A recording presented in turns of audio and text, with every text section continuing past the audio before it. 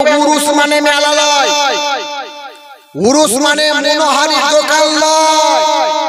আজ সুন্নি মুসলমান বদনাম। এই বুখারী শরীফ যখন আমি পড়ছিলাম, শেখ আবু বকর আহমদ বলেছিলেন বুখারী শরীফ পড়াতে পড়াতে कि मुसलमानদের ভারতবর্ষে ঈমানকে কমজোরি করা হয়। বুখারী শরীফ পড়াতে পড়াতে বলেছিলেন कि ভারতবর্ষে মাজারে যে সব কর্ম হয় সে সব কর্মকে ভিডিও করা হয়।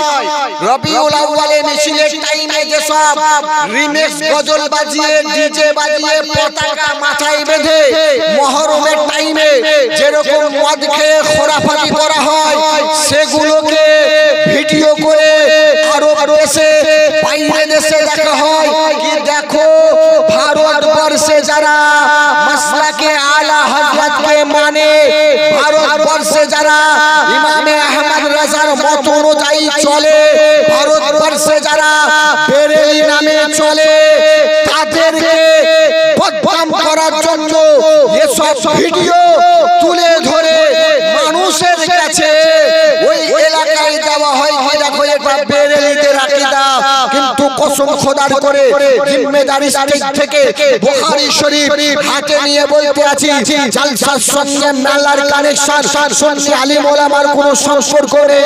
মাজারে উরুসের নামে মেলার সুন্নি আলিম ওলামার সঙ্গে কোনো সম্পর্ক নেই।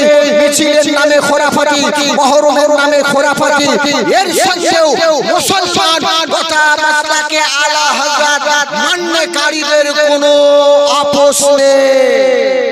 এটা জায়েজ নয়। আজকে জালসা এখানে জটা আছে, পাপড় তার চাইতে বেশি বিক্রি হচ্ছে, তার চাইতে বেশি মনোহারী বিক্রি হচ্ছে। এটা কার? জালসার নামে এগুলো ধোঁকাবাজি চলছে, জালসার নামে এগুলো খোরাফাতি চলতে আছে, জালসার নামে এগুলো সুন্নিকে বদনাম করা হচ্ছে।